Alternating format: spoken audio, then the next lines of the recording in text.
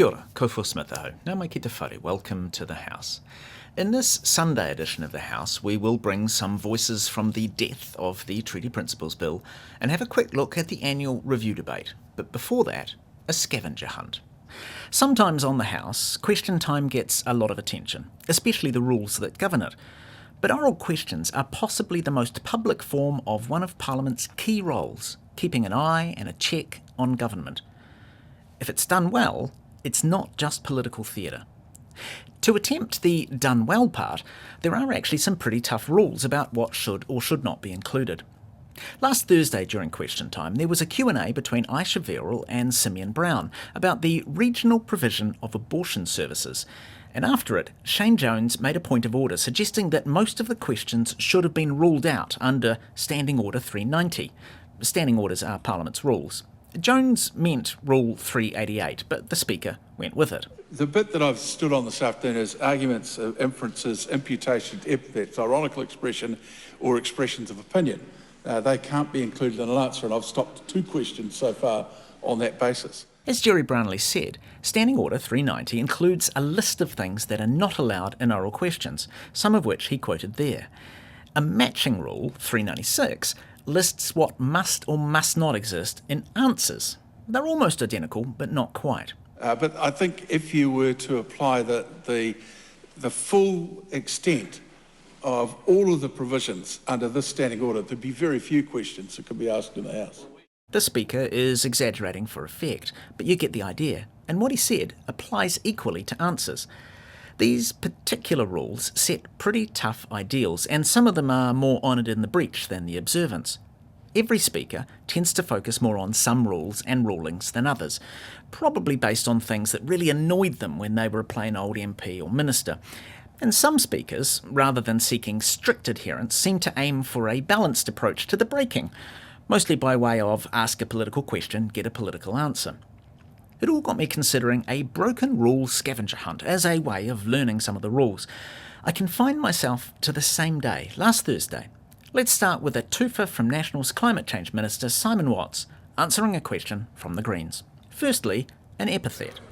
Well, Mr Speaker, there you go again. The degrowth Greens. Epithets are a no-no. And then an inference, a conclusion without explicit evidence. Would be happy to see jobs go offshore and aluminium produced in coal boilers overseas. And for some naughtiness on the question side, here's a question that was actually ruled out of order. Will Jean Prime to ex-Karen Shaw? This one falls under opinion. Yes, in a question, opinion is a no-no. Why has she spent so much time pushing her hoha, harmful political ideology onto our most vulnerable Māori children, while under her watch, reports of concern have increased by a massive... However, if you are answering a question, opinion is actually allowed, which is why Aisha Verrill can ask for one from Simeon Brown. Does he agree that abortion is healthcare? Mr Speaker, those issues are delegated to the Honourable Casey Costello, and as I've said on a number of occasions, the government is not changing the law in that regard. The opinion you can't ask for is a legal opinion.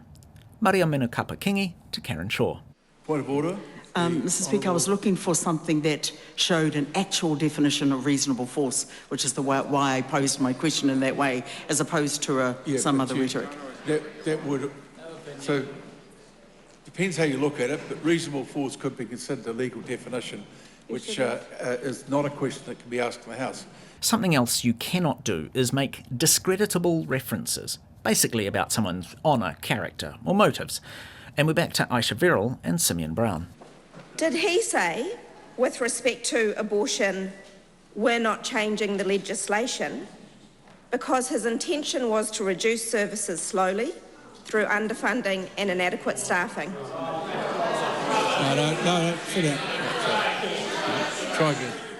And probably the last we have time for, ironical expressions. They aren't always expressly mean, but they're also not allowed. Here's Chris Penk with a sharp retort to Aruna Williams. How does he respond to the overwhelmingly negative feedback of the industry, to the vocational changes to the way tradies and builders will be trained? Mr Speaker, that member would know about overwhelmingly negative feedback. I would say... There are a few other disallowed things, and some that are actually compulsory, but not that common. But those examples are all we have time for here. On Tuesday, the House also spent some time in reviewing the government in a different way, the annual review debate, and on Wednesday we had this report from Louis Collins. This week is the last of a 3-week sitting block at Parliament. The House will then adjourn for the Easter break. When MPs come back in May, they'll be hitting the ground running, because in the next sitting block is the budget on the 22nd of May. Would you believe, though, that just over a month out from this year's budget, Parliament is still debating spending from the 2023-2024 financial year? That's right, after question time yesterday, the House went into committee stage for the annual review debate. Here's Deputy Speaker Barbara Kiriga explaining how it works. Members, the House is in committee on the Appropriation 2023-24 Confirmation and Validation Bill.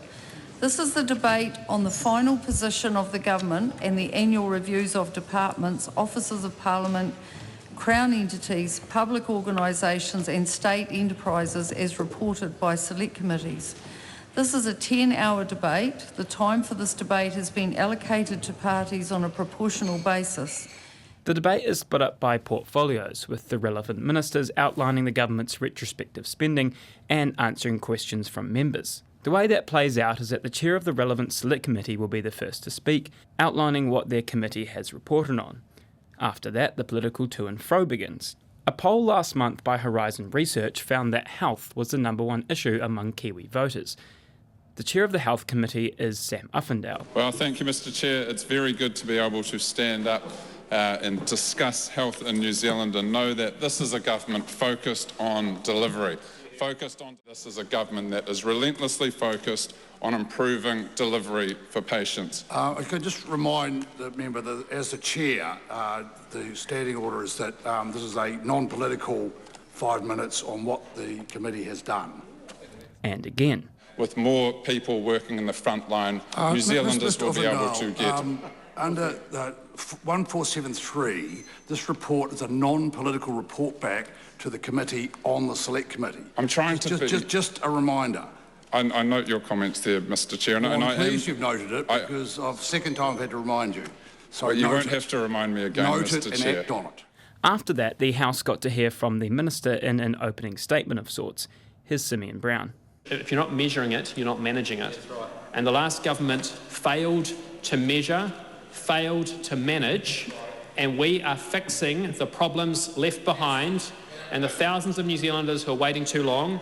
And that is why we've brought back the health targets, so we can focus the system back on the patient and making sure that we are delivering more for them. Labour's Aisha Verrill has had a few fiery exchanges with the Health Minister during question time recently.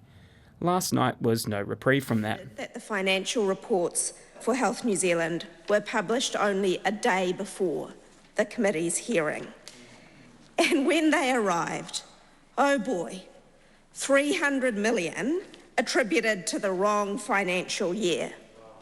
Health New Zealand had tried to present the costs of redundancies for jobs that hadn't even been cut to make it look like they were turning their books around.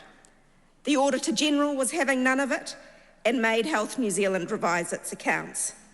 If that isn't cooking the books, I don't know what is. The annual review debate is run as a committee of the whole House, meaning any MP can make a speech or ask a question, and there are no limits on the number of questions. But because of how the debate's speaking times are allocated, a good portion of the rest of the debate was back and forth between Verrill and the Minister. This is largely to be expected, as ultimately the point of annual reviews is to scrutinise government spending, and the opposition are the ones who do most of that scrutiny. Thanks, Louis. As I'm sure you're well aware by now, the Treaty Principles Bill came to a pretty brutal end in Parliament on Thursday afternoon. The debate prior to the vote was robust. In this programme, we note the major party approaches in the debate, with one example from each party. The first speaker on any bill is the MP or the minister in charge. In this case, that was ACT leader David Seymour, who wanted to tell every other party why they were wrong. With the unelected Parliament silent on the principles for 50 years, The unelected judges, the Waitangi Tribunal and the public servants have defined them instead. They say the treaty is a, quote, partnership between races. They say one race has a special place in New Zealand. The effects of these principles have become more and more obvious lately. We've seen a separate Māori health authority. We're going to hear the balance of this speech and all others in silence. You may not realise that this bill is a very rare beast in Parliament. Many non-government bills, like members' bills, are voted down, often at their first reading.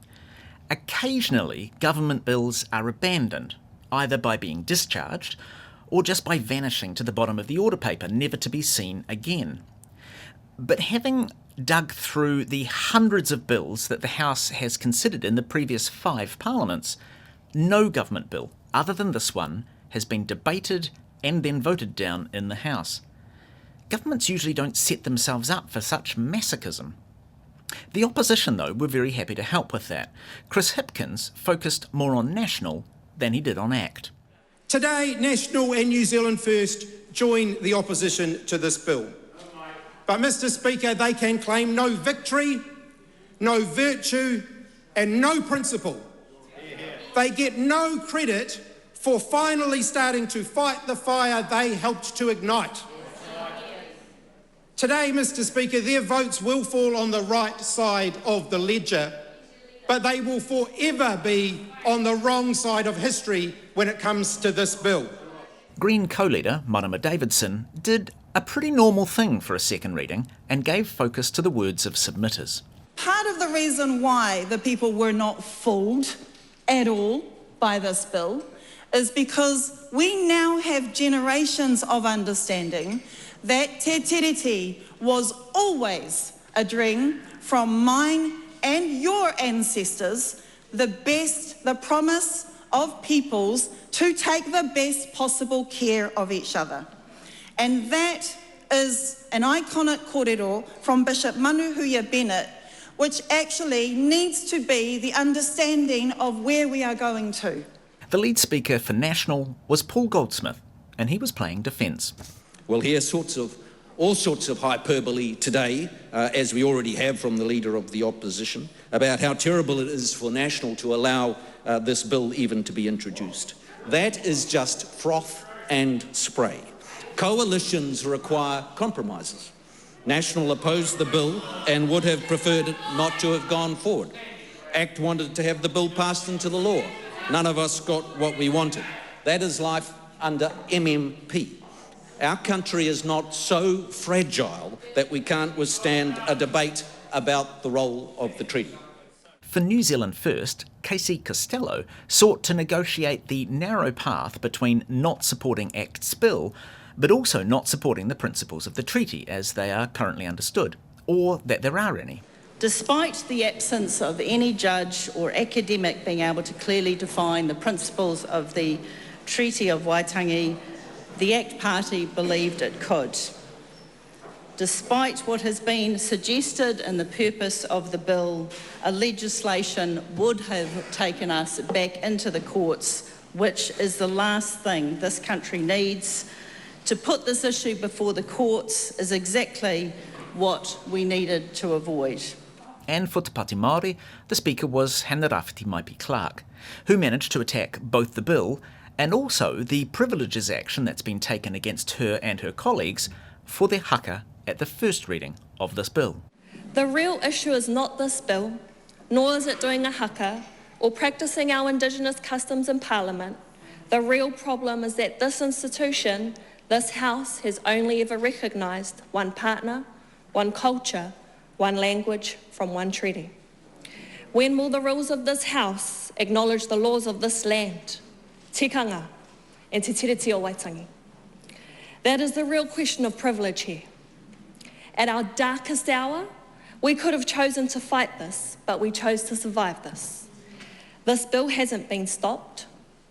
This bill has been absolutely annihilated. The Treaty Principles Bill was voted down by 112 votes to 11.